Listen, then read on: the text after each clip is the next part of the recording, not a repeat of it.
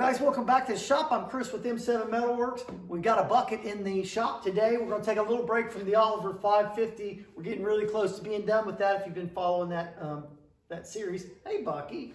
Bucky wants to get a little camera time as well. So today we're going to work on a bucket for a neighbor down the road I used to work with, and we're both retired now from that job. And so what's happened here is this bracket has pulled itself loose from the, basically it ripped right out of the bucket. And I'll bring you in here and let you see some of this stuff. So guys, you can see, first of all, you can see where it's ripped clean out of there. But also notice this right here. See that right there? That's probably what has allowed that thing to pull loose. I think it probably, this weld here broke, because it should be welded just like this right up the side here. You should have the same continuous weld all the way down, and it's broke loose from there. I think that allowed this plate to flex, to be able to push in a little bit, and that allowed some movement on this, and that's why this pin, or this bracket broke, but this one here did not, because this one's welded all the way on the side. So a little bit stronger because of that. So I think what we need to do here is I think we need to cut out the bad piece. And then I think we're going to need to get the torch. And I think we're going to need to straighten all of this. It's probably going to be difficult for the camera to pick up, but this whole section is depressed. So I can't just put this bracket on there with this whole thing depressed, because it's going to be difficult for these pins to line up if I've got one of them kind of deeper into the bucket than where it's supposed to be. This all should be on one level plane. But you can see right here, I mean, there's up to more than a ½ an inch that's got depression right there. So I think if we can heat this up hot enough, I can take a big hammer and get a bunch of that out. And if we can get 90% or more of that out, we'll be in a lot better shape. Then I can just weld in some new steel. And then, of course, here's the bracket, and I've got to take all of that stuff off. All these old welds have to come off, because I have to be able to put that thing. I can't put it up like that and weld it, because, again, it's going to be higher than it would have been. I hope that all makes sense. So anyways, guys, let's get started. There'll be times I'll be putting you in some time lapse, I'm sure, just because some of it will get repetitious and lengthy.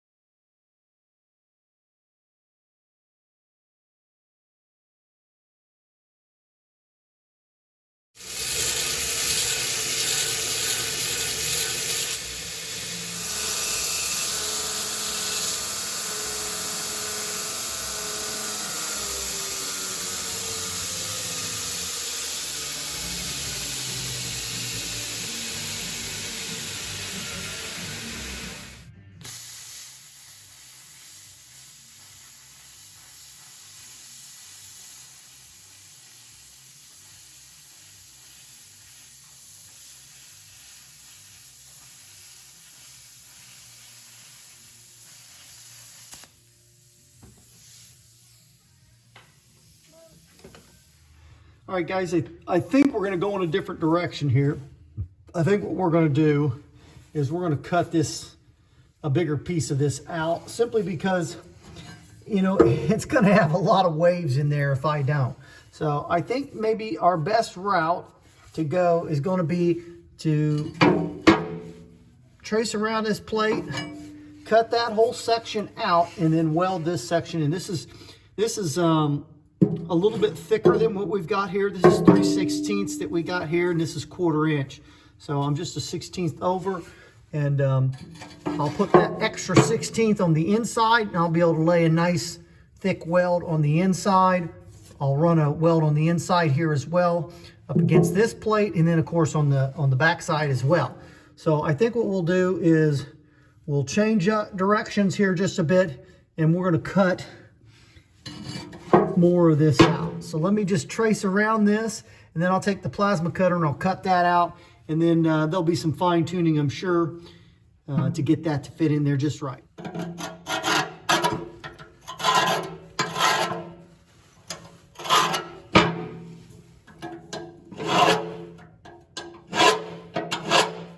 This is just a titanium pencil or scratch off. That's all it is.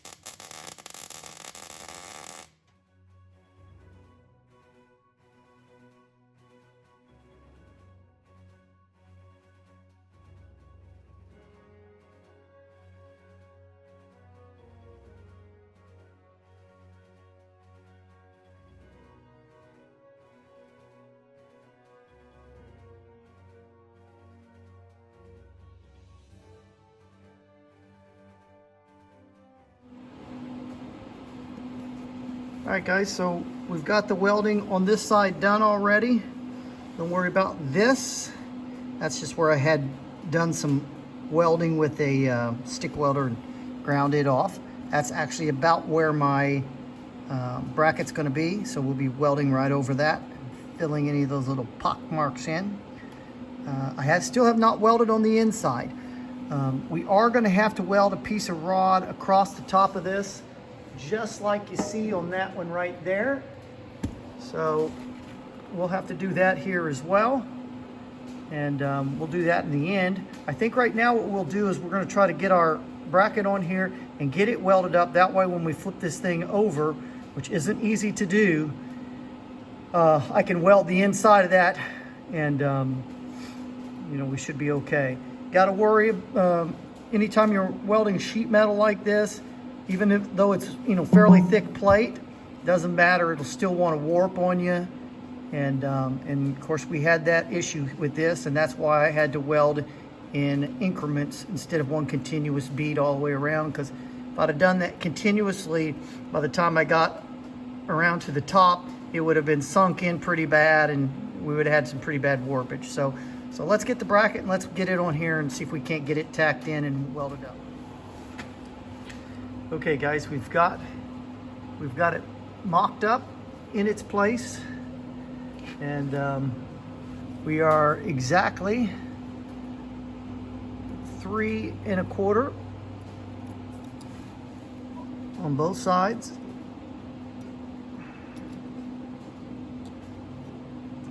So, and we're straight across. As you can see, the pin is perpendicular and we are straight across on the top. So now we just gotta get a tack on the top and the bottom. We'll do the top first, and then I'll remove this magnet that I've got on the bottom, and we'll get a tack down there.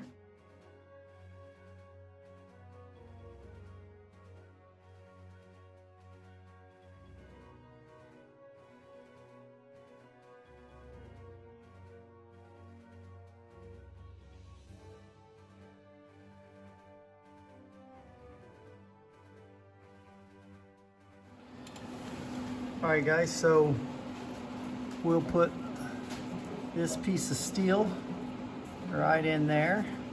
I've undercut it a little bit just so I can get a weld right in there. Basically, I want to fill that whole void there. So hopefully you can see that void that kind of goes underneath there. I want to fill that, and I'll probably throw a couple beads across the top, probably 3 to be fair. One on the root and then one up and down on top and bottom, I should say. So I think we're ready to weld that in place, and that way we'll be done with this side, or this part of it, and that way it'll look just like this one. Now I'm not going to weld the back side because it doesn't appear that this one is welded on the back side. Sorry. Or the underside. So it looks like it's just welded between here, probably just to keep those things from flexing a whole bunch would be my guess. And then I'm guessing something goes in here, and that's why there's not one in the bottom. That would be my guess. This isn't my equipment, so don't really know. I never seen it on the actual loader itself, so.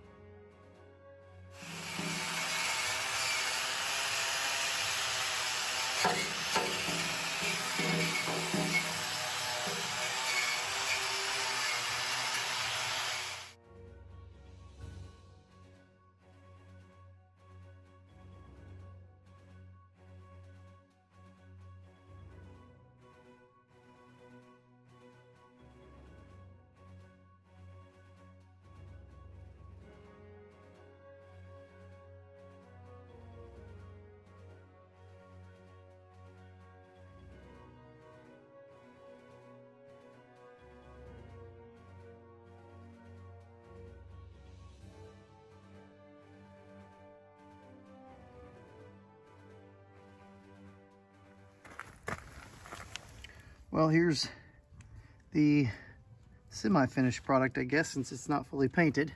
I won't be painting it. I don't have this color yellow. If I did, I would actually hit it. I've hit it with some primer just to prevent rust. I do kind of wish that I would have welded on the inside of this. Now, I mean, I put 3 welds on the other side, and so I'm sure it's on there very securely. But, you know, I just think I should have, while I was here, just thrown a little weld in there, but didn't think about it till later. And then here's the inside. Not worried about the runs. Again, that's just primer, just to prevent those welds from rusting. And then we also hit this with the torch just to straighten those out. Those were bent really bad. That always bothers me a little bit, so we just straighten them out a little bit. The bucket's not a brand new bucket by any means, but just try to straighten a few things out and still keep it economical, you know. So it's ready to go back to the customer, and I'll let him know it's ready to pick up. Guys, thanks for watching. If you enjoyed this video, please hit that like button, and I appreciate you watching. Any comments are always welcome. I'm Chris with M7 Metalworks. Thanks again for watching.